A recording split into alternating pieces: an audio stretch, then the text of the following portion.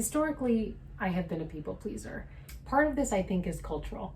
I'm Indian and I grew up in a family and cultural system that taught me that women were supposed to put their needs behind everyone else's and take care of everyone. You know, the mother figure was someone who cooked and cleaned and didn't have emotions and handled everyone else's shit, before she handled her own. But now, at the ripe, delicious, womanly age of 30, I find that I have less patience for that shit. So today, I'm going to talk about boundaries, and particularly why I find them to be so appealing. I'll talk about what boundaries are, why you should be using them, and how to use them. So let's get started. So what are boundaries anyway? Okay, so you know how when you buy a plant from the store and it comes with those little inserts, and those inserts say like full sun or partial sun or keep me moist? That's what I think of when I think of boundaries. They are the guidelines or limitations that you have, and other plants may have different booklets and different needs, but you know that for this plant, aka you, these are the things that are necessary. So what's the point of boundaries? Like, why should we have boundaries? By having clear boundaries, I show that I value and respect myself. One of the first places I saw boundaries in real life action was with one of my best friends. We met in college, and she actually was a little bit older than us, but I had never seen a woman with such good boundaries. She was very assertive about her own needs as an athlete because she was a runner. And so she was really clear about when she needed to eat, when she needed to sleep, and when she exercised. And was that disruptive to our group? Yes, sometimes it was. But we all learned as a group how to honor her needs because she honored them so well. So here's my second argument for why you should have good boundaries. Think of this. Who do you want as your partner, as your teacher, as your parent? Do you want someone who has run themselves ragged and has nothing left to give and is ready to collapse because they've not taken care of themselves? Or do you want someone who is so good at managing their own energy and filling their tank up so that when they give to you, it's from an overflow? The truth is that if I'm sleeping well, if I'm eating well, if I'm seeing my friends, if I'm meditating, if I'm doing all the things that fill my tank up, then I am a kick-ass partner to my husband.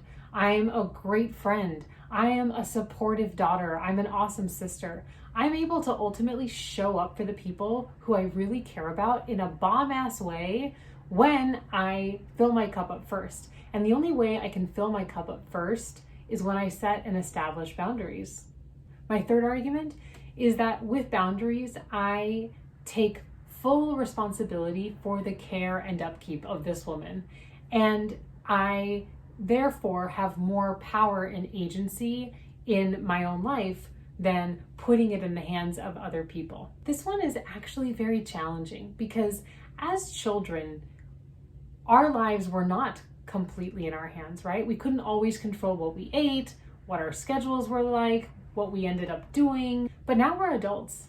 And as adults, there is something so delicious and so liberating about the power and ability to create and build the life the way you want it.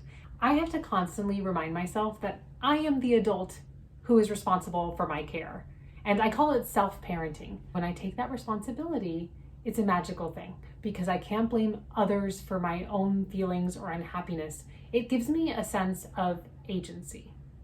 We've talked about what boundaries are. I've shared why I think boundaries are bomb.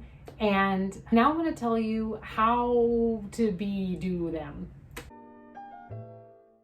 How do I set boundaries as an empath? How do I set boundaries as a people pleaser? How do I set boundaries as a good girl who doesn't want to be a good girl? Before we get into the how, I want to tell you, disclaimer, warning.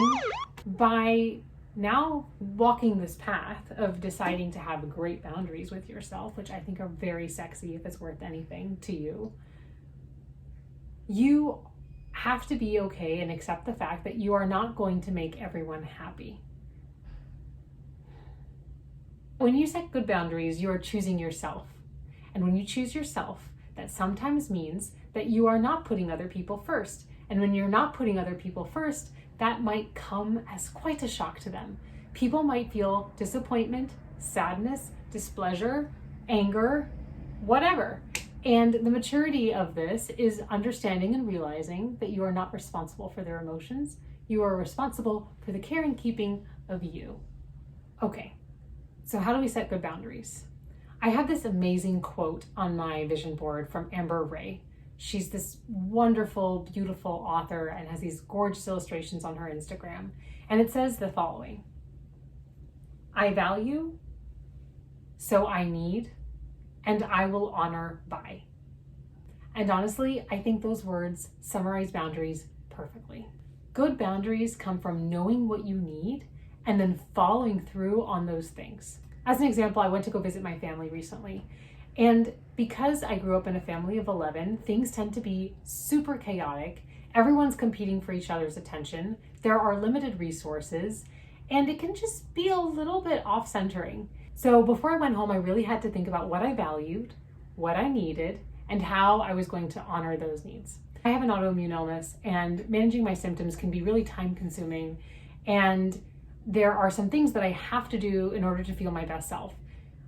Do I let them slide sometimes? Yes, absolutely. So in preparation for my family trip, I really wanted to make sure I didn't let those things slide because they would affect my health. So using Amber Ray's 3 steps, right? I value my health. So I need to eat really well. And that's really hard at home. And so I honored that by bringing all my vitamins, bringing ingredients that I could cook with, and then asking my parents to please prepare things that I could modify so that I could eat them too with them. And by doing those things, I made sure that I was taking care of my health when I was visiting home, and then everyone was happy. I also want to add that sometimes good boundaries can look like saying no when you feel the pressure to say yes. One of my favorite authors, Brené Brown, says, choose discomfort over resentment. And what I interpret that to mean is, when someone does something that bothers you, bring it up. You can do it in a kind way. Choose the discomfort of that immediate situation and tackle it head on, then swallowing it and building up resentment. It sounds so basic, right? But it's not. When you try to set boundaries for the first time, you are going to experience a lot of resistance and a lot of things are going to pop up in your mind. The most common thing that will happen when I'm trying to set boundaries as an empath is that I will feel major guilt and I will second guess the shit out of it. For all the guidelines that I've just shared with you, I have to say that the majority of how I've learned to have good boundaries has come from watching other women do it really well. One of my closest friends here is a psychiatrist, and I have learned so much by watching her. She's clear about her feelings. She's clear about what she needs. She says no when she doesn't like something. She brings something up when it's bothering her. And witnessing that has empowered me to do the same. And honestly, that's the bonus of all this work, right? Because we all grew up in imperfect families, imperfect situations, imperfect dynamics. And by doing this work, we set ourselves free. But when we set ourselves free, we empower our friends and other women to do the same. Thank you so much for watching. If you like this video, go ahead and give me a thumbs up. And if you want to see some more content, please subscribe. I'll see you later.